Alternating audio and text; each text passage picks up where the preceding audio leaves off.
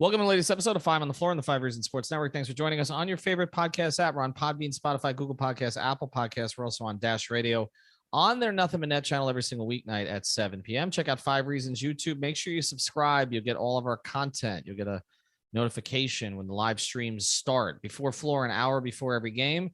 Post up 5R as soon as the Heat game ends. Also, 5reasonsports.com. Plenty of new NFL Dolphins draft content up there, free agency content, in addition to the great work that Brady Hawk does with the takeaways on the Heat. We do not have a paywall. And check out the great sponsors of the 5 Reasons Sports Network. This is a returning sponsor. We appreciate them. A lot of people have benefited from them.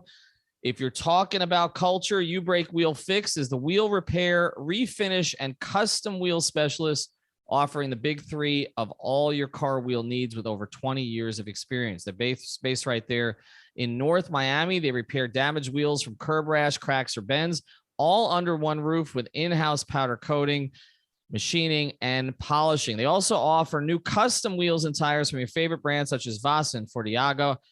I knew I was going to pronounce that incorrectly. Fuel Off-Road, just to name a few. They now even offer no credit check financing up to $5,000 for a new set of wheels. Fast turnaround times on all repairs, and even provide loaner wheels in many cases. You Break Wheel Fix, your total automotive wheel solution, located in North Miami, right off of Biscayne Boulevard and Northeast 146th Street. So check out their great work across all social media, Instagram to Facebook, You Break Wheel Fix, or online at youbreakwheelfix.com. Or you can call Mark and his team at 305-748-0112. That's 305-748-0112. You Break Wheel Fix, changing the way you see wheels. And now, tonight's episode. Down to Biscayne. Yikes. 5 on the floor, ride for my dogs. Where here's the thing, you can check the score. Hustle hard, couple scars, wearing bubble frogs. Just like Butler said, you in trouble, y'all. Kept the floor playing, got it all banned. Y'all seen the block, stop with one hand. And Pat we trust, it's power, have the guts. We're here to bring the heat, y'all can hang it up. Welcome to 5 on the Floor, a daily insider show on the Miami Heat and the NBA, featuring Ethan Skolnick, Greg Sylvander, and Alex Toledo, plus others from the 5 Reasons Sports Network. All right, Ethan Skolnick back on 5 on the Floor. Here's tonight's floor plan. I got Alex Toledo. You can follow him at Tropical Blanket. We do want to mention one thing here. We are creating some exclusive content. Now, you know that this podcast is always going to stay free. The YouTube channel is free. The website is free. We're not going to cut back on anything we do in any of those places, okay? You will get what you've gotten. But we're going to do a little bit more, okay? We're going to give you previews of episodes. We're going to post things that we hear. When we have updates on player injuries, instead of just throwing them to Twitter, we'll give you a little bit of hint here on our exclusive subscriber channel, okay? And this thing is going to be called Off the Floor. We actually launched it today. So check out the 5 Reasons Sports Twitter handle. We're going to be tweeting out the link to it. It's $3.05 per month. You know why that is. But it's a 1-week trial. So you can test it out a little bit and decide whether you want to go all in with us. It's $3.05 a month. You do get a discount if you go for the entire year. So there's going to be a ton of stuff there. Some of Brady's short videos. When Alex and I are at the game, we'll post content from there. Everything, okay, is going to be in addition to what we already do over at Off the Floor. All right, let's get to tonight's episode. And we're just going to talk Bam tonight, but we're going to put it in a little bit of a different context. Because if you watched Bam last night and the recovery on the pick and roll to not only guard the pick and roll ball handler, but then block the shot after the pass, nobody does the kind of things that Bam Adebayo does. And yet it doesn't seem like he's in the conversation for Defensive Player of the Year outside of Heat Twitter and the Miami Heat Twitter account. And Alex, I found this today. BetOnline.ag has some odds for Defensive Player of the Year, and Bam's not on it. Okay. Now this is not like some, expert or something like that along those lines. These are the bettors. Okay. This is, and Bam is not even in there at 33-1. Okay. It's Rudy Gobert is an odds on favorite to win again. This would be his 4th. Giannis 2nd, Jaren Jackson Jr. 3rd, Draymond Green, who by the way, is going to end up missing more time than Bam, 4th, Mikal Bridges of the Suns, one of the better wing defenders in the league, 5th, Joel Embiid 6th, and Evan Mobley, a rookie, ahead of Bam Adebayo. We're going to go through the numbers, but as you just look at that list, is there anybody that jumps out to you and you're like, there's no way that guy's better than Bam? I mean, that's a hard question because I kind of feel that way about most of that list right there. Like there's a lot of guys who got thrown over him there that I'm just kind of surprised by, because like I get the whole games played thing, but we know Draymond is going to be right there when it comes to the voting and where he ends up. And not that I have a problem with Draymond being there. Like he's not a surprising guy at all, but just as an example, whether you talk about games played or actual ability and production on defense, like I think Bam should be over a lot of these guys. I don't know if it's just me being biased or how much we watch Bam versus other guys, but I think the Heat have been a top 10 defense despite guys being in and out of the lineup, but they're able to be the best version of themselves when Bam is there. And I just think anybody who has watched the Heat sees how special Bam is, specifically on the defensive end, and how like rare and unique it is what he does. Like other guys don't really do what he does. And I think that's kind of the premise for his Defensive Player of the Year candidacy. Now, the knock against him for the Defensive Player of the Year candidacy for most people would be number of games played. But again, going through this list, a lot of these guys have missed time. Draymond has missed the most time of all of them by far. But as you go through it, look, Rudy Gobert is deserving as a candidate for this. The idea that he's the guaranteed winner every year amuses me because he is a guy, as we've seen, Alex, the teams can play off the floor in the fourth quarter, particularly of playoff games. And this may be a regular season award, but that should matter. Okay. The fact that he's not suited to play certain minutes of the game in the modern NBA should disqualify him, in my view, from being the odds-on favorite every single year for this award. Now, Giannis is probably the most capable of doing, I know that Spoelstra mentioned Draymond yesterday. I think you can throw Giannis into that category also. The most capable of guarding pretty much anybody on the floor, right? Like Draymond can guard 1 through 5, no question about it. Bam can guard 1 through 5. We saw it last night. I mean, DeRozan kept calling for the switch and regretting it. We've seen Trae Young call for the switch and regret it. The only other two guys in the league who do that at that level, because I can't count Anthony Davis because he's never healthy, are Giannis and Draymond. Okay, so both of them deserve to be on the list. Now, Jaren Jackson Jr., I will acknowledge that I haven't watched Memphis enough this year. I mean, do you consider him to be an elite defender at this stage? I mean, is he better than Bam? No, like he's definitely gotten a lot better this season. And I definitely haven't watched enough Grizzlies to give some sort of declarative statement about it either. Like, I just know that a lot of the talk before with Jaren Jackson's defense was more about his theoretical impact, but now it's become real. Like the Grizzlies are not an elite defense, but they are like ranked ninth in defensive rating. And a lot of that has to do with Jaren Jackson just not being a huge foul machine anymore, because that was like his problem for all these seasons. Even though he was an elite shooter for a big and could, shoot it off the catch, he wasn't rebounding enough, and he was fouling out of the game and just fouling at a high rate. So he wasn't able to, actually stay on the floor and maintain a rhythm defensively. And I think he's kind of matured from that point, and he's just becoming, he's into that level now where he's getting closer towards the ceiling. He's starting to go towards it now. So maybe he could be a candidate down the road. I don't think he's a realistic candidate for this year. And he definitely, absolutely should not be above Bam. And I'm a fan of Jaren Jackson Jr.'s game. Then you look at the rest of this list. Mikal Bridges, is a clear plus defender on a very good defensive team. I want to go through this list here in terms of where these teams are in defensive rating. So the Golden State Warriors are first. Draymond is a candidate, but again, he's missed a ton of time. The Celtics don't have anybody on this list, but you could certainly make a case for Marcus Smart being on an all-defensive team in consideration for that. And also Robert Williams has solidified their defense on the interior. Number 3 is Phoenix. Mikal Bridges is probably the best defender on that team. They're just sound defensively, okay, even though they have a couple of guys that may not be great on their own. Cleveland, 4th in defense, which is a tremendous transformation. I love Evan Mobley. I don't know that I can put him ahead of Bam 60 games into his rookie season here, but they are 4th in the league. Dallas has been the single biggest defensive surprise in the league. I don't think anybody anticipated they'd be this good defensively. We saw what they did against Golden State the other night. They did the same thing against the Heat the other night. They're able to switch with size. They're able to cover up Luka's deficiencies. I mean, Jason Kidd deserves credit for what And he's Luka's done. actually like gotten a little better at D. He's not a complete ghost. Yeah, but again, he's not a plus guy. And I mean, you look at Atlanta and you look at Dallas, and you've got two guys who, Trey doesn't defend, but Atlanta, even with Capella, can't cover that up. Dallas has managed to cover it up. So I give Kidd credit. They don't have a candidate here, though. The Heat are 6th in defensive rating, even though they've missed Lowry for extended period of times. After the break, we're going to talk more about that. They've missed Jimmy for a period of time, and they missed Bam for a long period of time. It's remarkable that they're 6th in defensive rating, and they likely would be higher if everybody had been healthy. The Clippers are 7th in defensive rating, and they haven't had Kawhi most of the season. There is no candidate there, though. We mentioned Memphis at 8th. I guess they put Jaren Jackson there. And then you get to Philadelphia at 9th, and they have Embiid on this list too. Now, Embiid's candidacy for MVP is legitimate. I don't see him as a defensive player of the year candidate, Alex.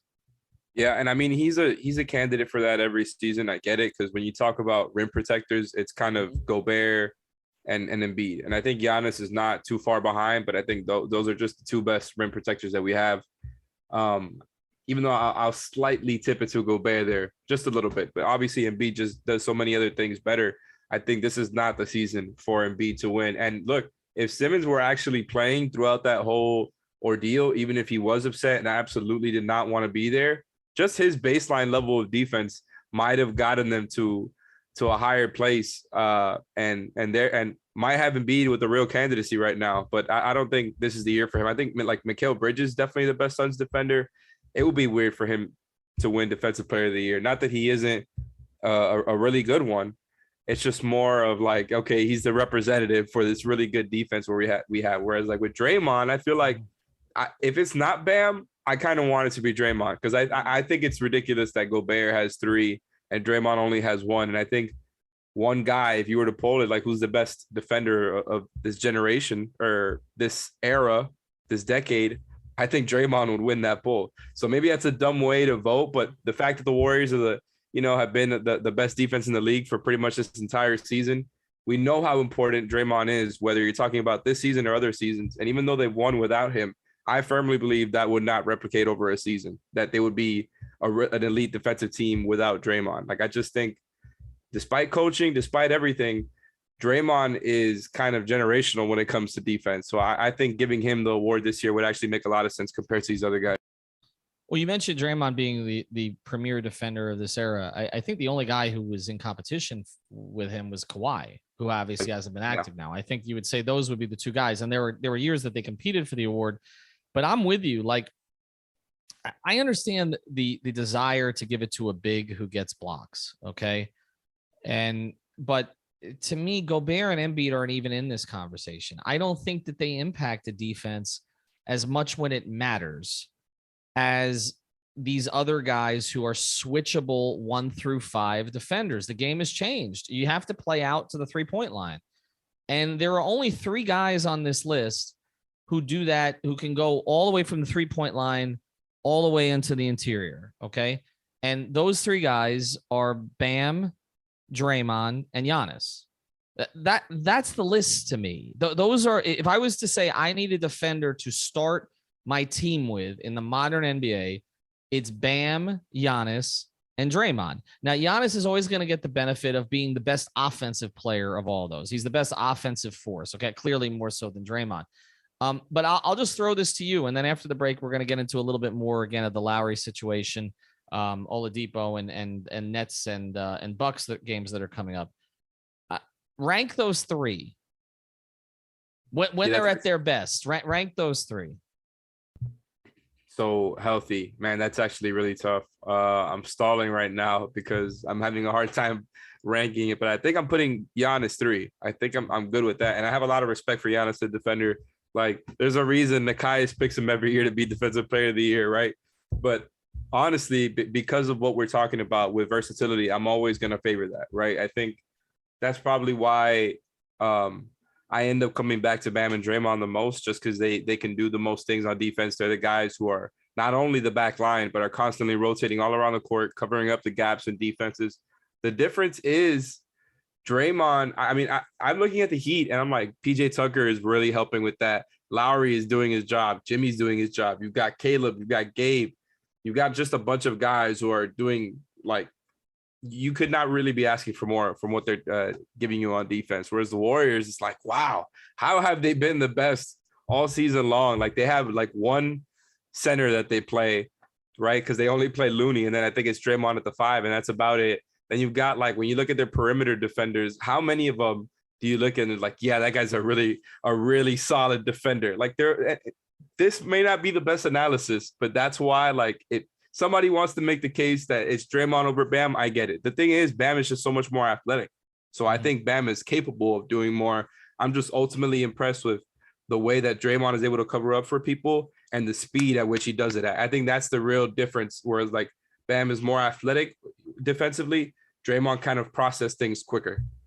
Do you disqualify either of them for playing roughly 55 games? Because I think that's where they're both going to come in at, is playing basically 2 out of every 3 games this season. And they've both been really durable players. That's the thing, right? Like this is exactly not necessarily their fault. Like it's between the past couple of seasons, it's hard for me to get too down on guys who really deserve it if there's not other people who played a lot more games who are on a similar level of deserving. You get what I'm saying? Like, I feel like Bam and Draymond to me are just on a different tier than these other guys. Maybe I'm not giving the other guys enough love. Like, there's a lot of other teams who have been elite at defense all season. Like we mentioned, the Celtics, the Suns, the Cavs.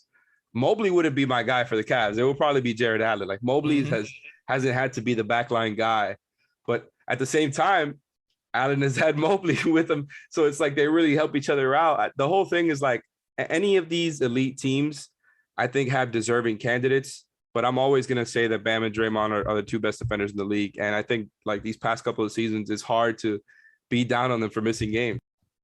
And with that said, and this is the best nickname I've ever seen for Rudy Gobert that's come in through the Twitterverse, Baguette Bayumbo is going to win the award for the 4th time. I think we know that that's going to happen. So I don't think so.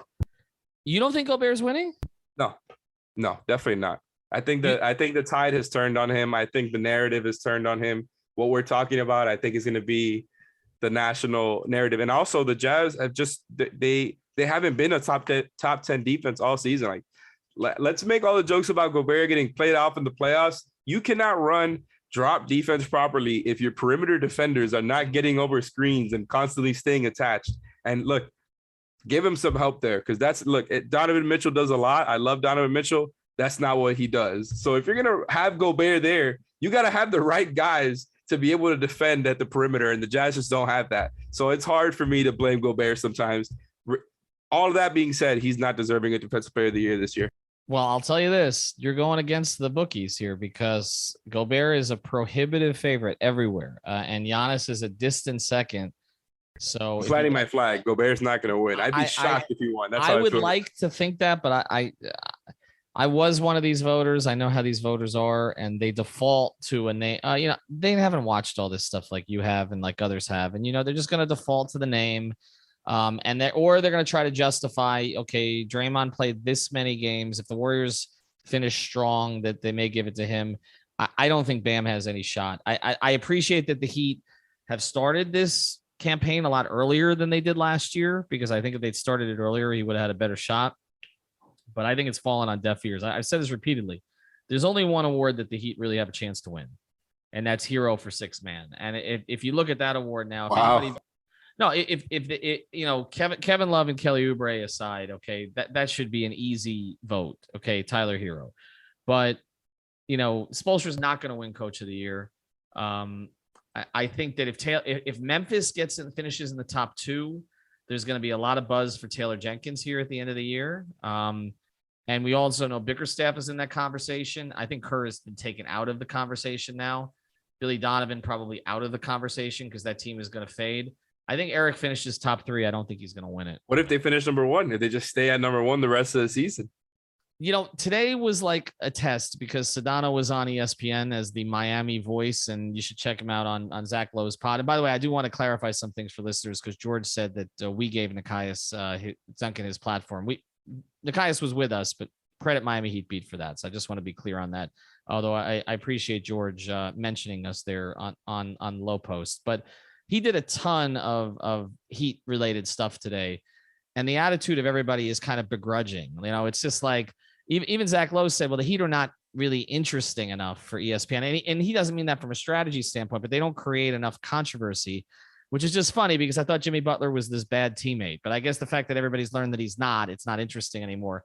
But I just don't think they're in enough of the national narratives even now. There's only 20 games left, Alex. It's not like, 30, 40 games into the season, people started to recognize what the Heat are doing. Like there's not much time. I don't think that they can build a narrative for anything but Tyler. I think that's the only one. All right. When we come back, though, we are going to talk about the next two games here briefly. Want to tell you about another great sponsor, the 5 Reasons Sports Network. You got to go sign up for this one, okay? Because everybody needs internet security. It's called NordVPN, all right? Online security starts with a click.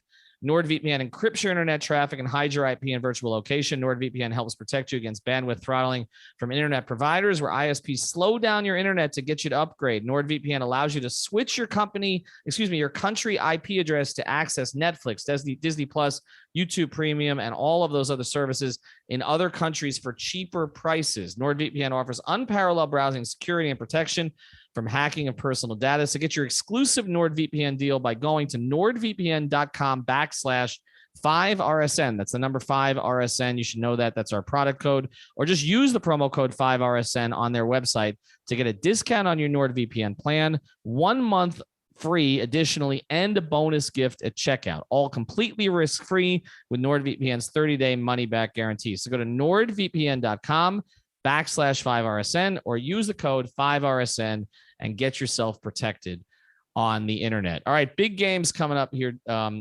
Alex. And the first one in Milwaukee, no Kyle Lowry. I'm not anticipating he'll play on either of the games of this trip. It's just being listed as personal reasons. Caleb Martin is questionable. I would anticipate that he plays. Victor Oladipo is still in Sioux Falls. We're still anticipating March 7th against Houston as his likely return. Markieff Morris, from everything we've heard, is getting closer, but is still not there yet. With all of that said, what do you anticipate on this particular 2-game back-to-back trip? Oh, I'm expecting ultimate competition because it's not only a back-to-back, so it's going to be tough for the Heat, a back-to-back on the road, nevertheless, but we've seen how their offense can be really hit or miss without Kyle Lowry. And that has nothing to do with Gabe, because I think he's done an incredible job every single time he stepped in. Like, even though he doesn't always drop 20 or whatever it was last game, he's had plenty of those moments this season. And when he's not doing that, he's just doing a hell of a job. So outside of like Gabe Vincent being that point guard when Lowry's not there, the offense as a whole has a lot of moments when Kyle isn't there where it can get ugly. And so the Nets defense isn't exactly one that I think is going to make the Heat offense ugly, but I wouldn't be surprised if there's stretches during that game that are like that too, because it can get that way when Jimmy is your main playmaker and other guys are just not at that level that Kyle is. Outside of that, I'm expecting a lot. Like I'm expecting them their best effort versus the Bucks, especially without Kyle. The fact that they're on the road, like we know that they're missing PJ and Brook. We've repeated that throughout the season, and that's what the Bucks haven't been ranking so highly on defense this season. They've like credit to Budenholzer for trying out a lot more things throughout this time and not just sticking to the one thing like was always his reputation. But they haven't been elite this season. So I think the Heat are going to go at them tomorrow hard. I think it's going to be a great game. I think it's going to be a close game. And I don't know if they pull it out, but I'm just expecting to see like a game where you can kind of gauge how they look versus the Bucks without Lowry. I want to see if they've learned anything from the way that they got beat last season, because it's almost like a rematch, right? Not in every way, but the fact that, you don't have that point guard there that's making everything easier for everybody. I want to see how they adjust to that. Now, the Brooklyn game, second night of a back-to-back, is going to be tough, but versus a way softer defense, like it just might be a lot easier for them to score. The thing is, they might get Durant back that game. And even if it's his first game back and they don't play him as much as they might on another night, like that's still Kevin Durant at home that you're talking about. And look, there's going to be plenty of Heat fans in Brooklyn. I'm always going to give respect to KD and Giannis. So because of that, I think the Heat are just going to put together two of their best efforts, knowing that it's going to take a lot to get a couple of wins here back to back. Well, no Simmons still, and no Kyrie. So you're right. I mean, KD is targeted for Thursday, but it's a home game, and Kyrie couldn't play tonight in Toronto because they have the rule as well. I will say this. I think that if you're Miami, it's challenging because you don't really want to see Brooklyn in the first round, clearly. And so like you keep knocking them down to the 8th spot. It's probably not ideal. I would expect a really good effort in Brooklyn, though. And like you said, that is a home game for the Heat. That is one of those buildings. We even heard it in MSG, but Barclays Center, it's almost like I always felt like Dwayne Wade played for the Nets, because every time we went there, it was a home game when Dwayne went. It's still that way. Milwaukee is the more challenging game of these two, obviously. I think what I want to see against Milwaukee is the different ways that they can handle Giannis now. And I want to see how many bodies they throw against him. Is it going to be mostly Tucker? We obviously know Bam's going to take a run at him. I think Caleb Martin at times, even though he's slight, I think we'll play him at times. Remember, Caleb's playing Dedmon on him. Caleb's playing some backup 4. You may see Dedmon on him, who I thought, by the way, played very well last night. I was one of the things that got overlooked a little bit in our post-game podcast.